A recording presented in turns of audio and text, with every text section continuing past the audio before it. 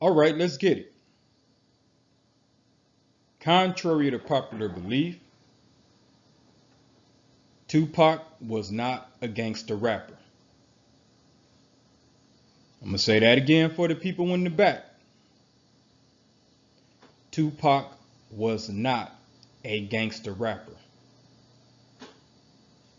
In fact, he was more of a conscious rapper. Maybe not on the level of a KRS-One or a X-Clan, but if you check out his catalog, listen closely, I think you'll see that more of his lyrics are on a black power tip. And I'll try and prove that by the end of this video.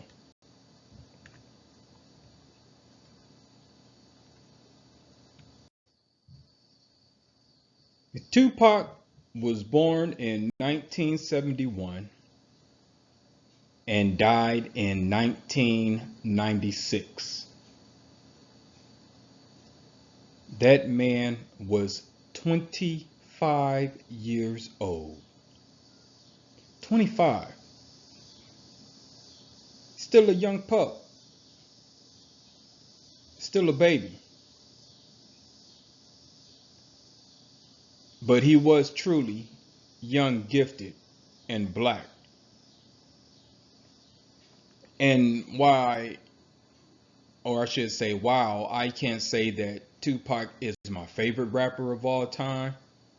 He is one of my favorite rappers of all time.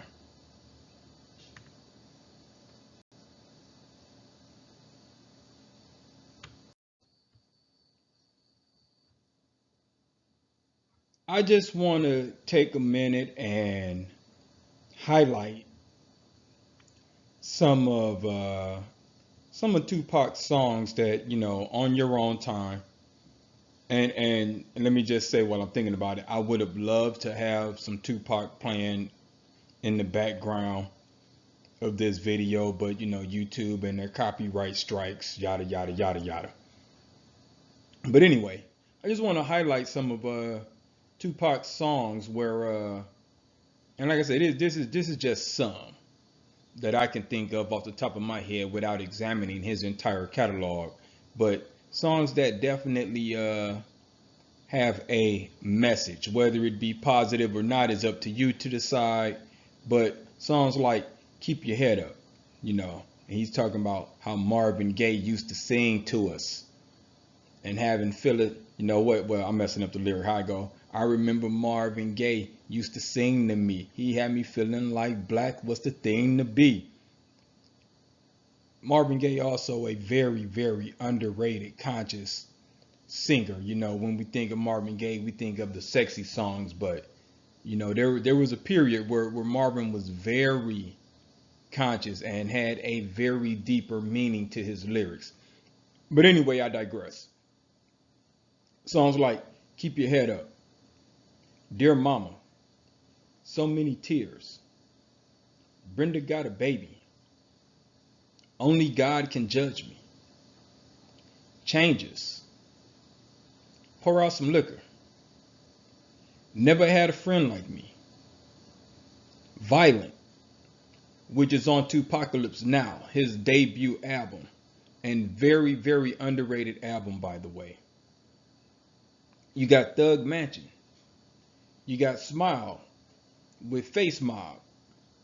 And there are so many other songs that if you actually go through and just pay attention to what the dude is saying,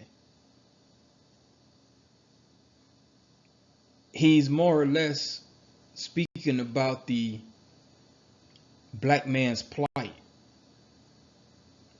and what black people go through on a daily basis.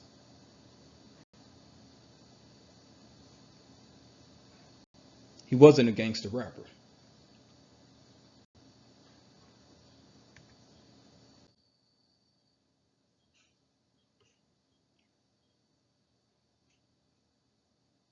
Let's read through this verse from one of my favorite Tupac songs, So Many Tears.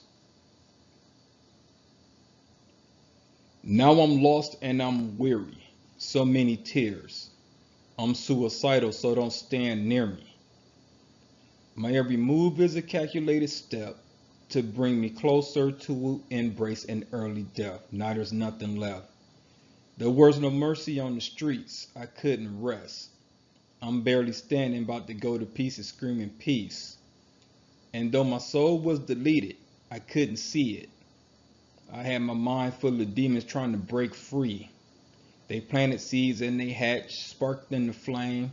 Inside my brain like a match, such a dirty game. No memories, just a misery. Painting a picture of my enemies, killing me in my sleep. Will I survive to the morning to see the sun? Please, Lord, forgive me for my sins, because here I come. Hey, look, you can probably tell that I know this by heart, right? I didn't really have to read it off the screen, which is why I sort of had the cadence down. So like I said, this is one of my favorite songs, but the man was deep. He often, like I said, rapped about the pain he was feeling inside. He was very, very confused, very conflicted, by the way, right? You know, he in my opinion, he was fighting a spiritual battle. You know, he was fighting. Should he try and maintain the street image, or should he just embrace what was in his heart? And I think that's why there was so much pain in his voice, because, and like I said, this is just my opinion, deep down inside, he was very conflicted.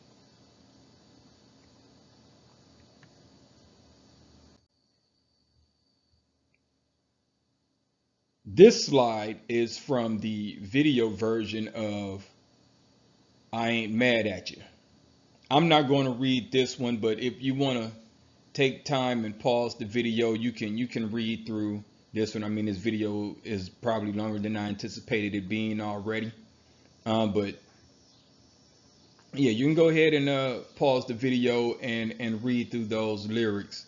And again, you'll see the pain, you'll see the conflict within this man's soul.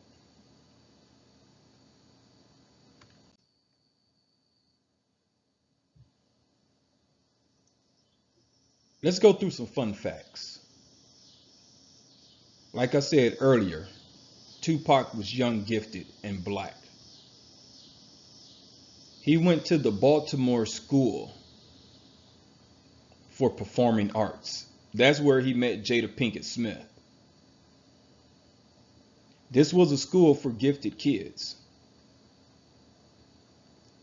You know, Tupac also wrote poetry. That doesn't sound very gangster, does it?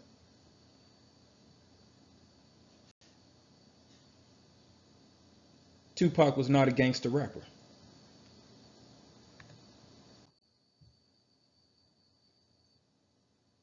Here's some more fun facts. I bet y'all didn't know that Tupac was supposed to be Mace Windu in Star Wars: The Phantom Menace. That role that Samuel Jackson played, that was supposed to be Tupac Shakur. Unfortunately, he died before it can come to fruition. Tupac was also supposed to be Malik in Higher Learning. And you can, go back and research his beef with John Singleton and how he got, basically, it was a personal reason. It was a personal decision that John went with Omar Epps instead of Tupac, probably because Pac was just being a stubborn knucklehead, as he was with the Hughes brothers in Menace to Society, because he was also supposed to be Sharif in Menace to Society. And you have to listen to MC8's interview about this, when he talks about how Tupac just didn't want to.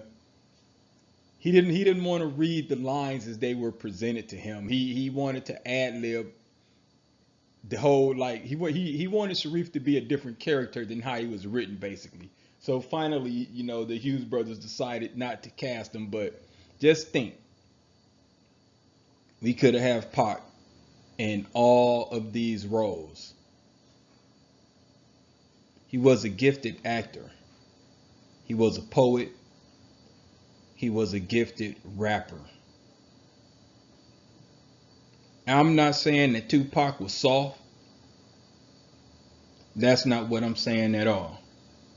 I'm just saying the media like to typecast Tupac as a gangster rapper, and he had the thug life tat on his stomach, and after Pac died, a lot of these rappers just was basically trying to steal Pac flavor. They was trying to steal his flow. They was trying to steal his vibe. The whole game became like a bunch of Tupac acolytes.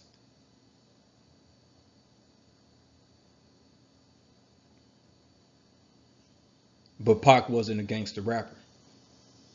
That's the part that they missed. And if Tupac were alive today, and yes, he is dead despite what many conspiracy theorists think. If Tupac were alive today, I believe he'd probably be some type of political activist, especially in today's political climate.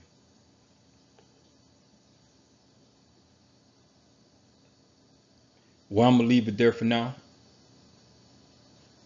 If you like the way that I think, hop over to Patreon, check out some of my original short stories. It's only $1.50 per download. Also, don't forget to like, share, and subscribe so you won't miss out on our future videos. Like always, I thank you for your time. Peace.